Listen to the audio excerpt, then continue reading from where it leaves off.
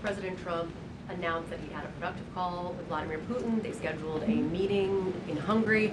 Since then, he has canceled the meeting and he has imposed sanctions on Russian oil companies. Can you talk about what changed that led to this dramatic shift, or even just what occurred in the last week that got us from point A to point B? Sure. Look, the president has always maintained that he would implement sanctions on Russia when he felt it was appropriate and necessary. And yesterday was that day. I think the president has also long expressed his frustration with Vladimir Putin and, frankly, both sides of this war.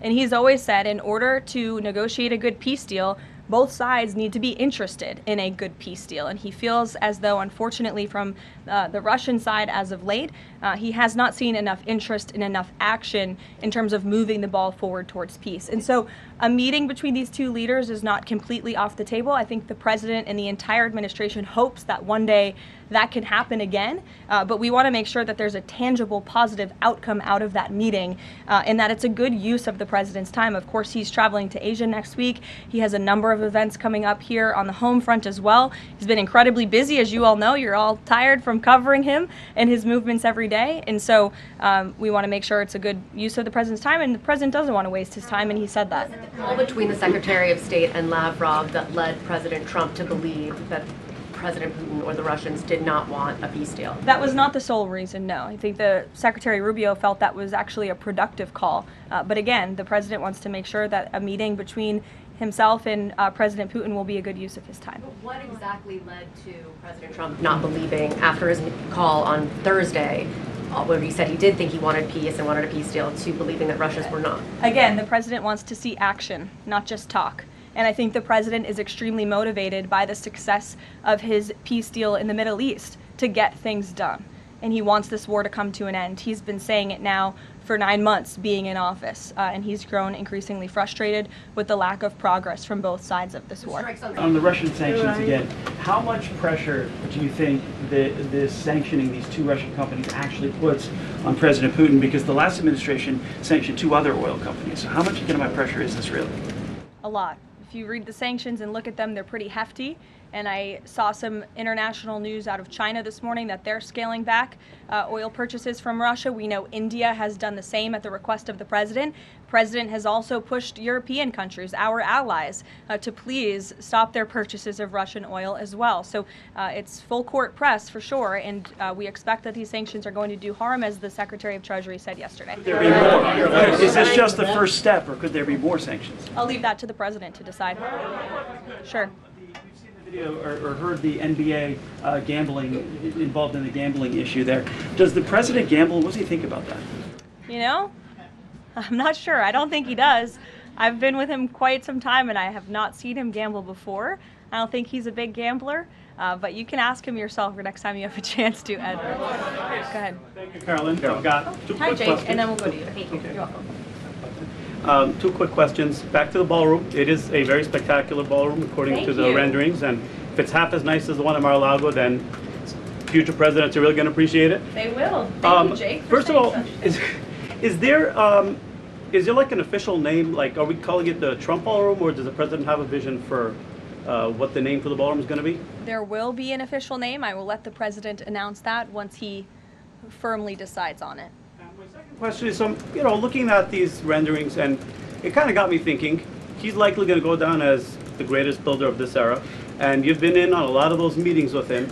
Has, to your knowledge, has the subject of rebuilding the Holy Temple in Jerusalem come up? It has not. No. It has not. I don't. I'm sorry, Jake. Go ahead. Karoline, on the CC pardon, could this clear the way for Binance to resume U.S. operations? I won't get ahead of that. That's something for Treasury or the Departments of Commerce to comment on, so you're welcome to ask them. Right. And then one follow-up question. Any more details on the president's Walter Reed visit? The readout from his doctor mentioned advanced imaging. What procedure was he referring to?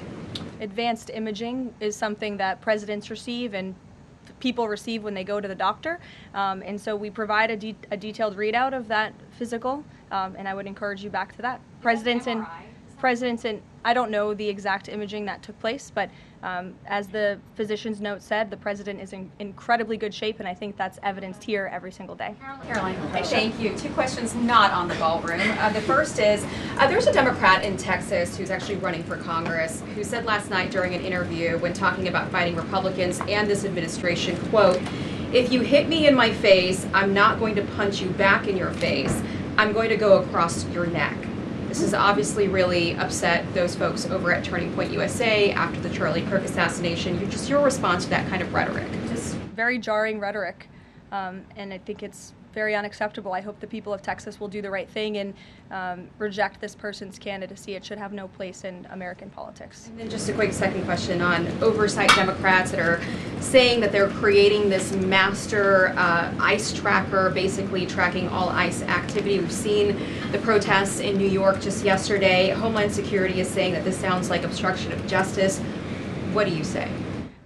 Again, this is actively putting the lives of our ICE agents at risk. We've seen media outlets, in fact, in this room, also write stories about ICE tracker apps that Democrats and other left-wing activists have created to track the location of ICE agents on the ground in our communities. Again, I've said this repeatedly and I will continue to say it. The men and women of ICE are outstanding people. I wish a Democrat on Capitol Hill would actually have the courage or the guts to stand up to their party and sit down with some of these men and women who are doing this incredibly difficult job of enforcing our federal immigration laws.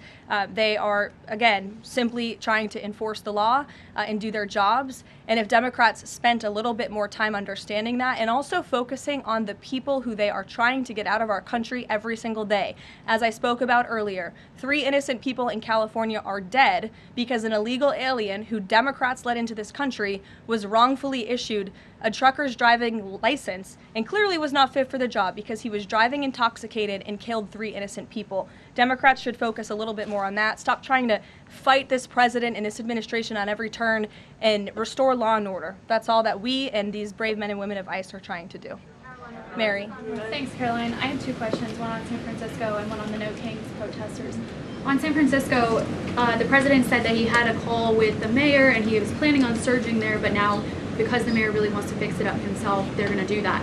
Is this what Trump hopes happens in pretty much every city?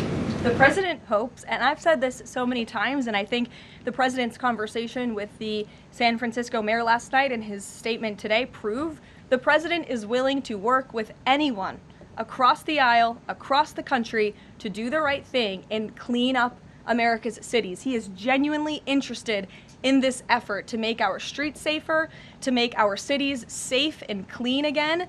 And he heard from the mayor last night who told him that he is going to earnestly try to make his city better on his own. The president heard him out. He said, okay, I'll give you a chance.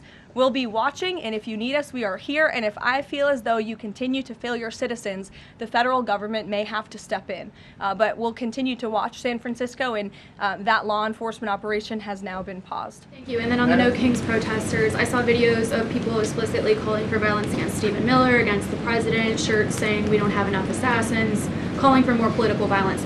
Does the president want to see arrests here, and are we going to see arrests of these types of explicit calls to violence? I would think myself, the president, and everyone here at the White House certainly hopes that anyone who is making violent and illegal threats in that way against public officials will be arrested and prosecuted. Sure. Thank you. 2 questions.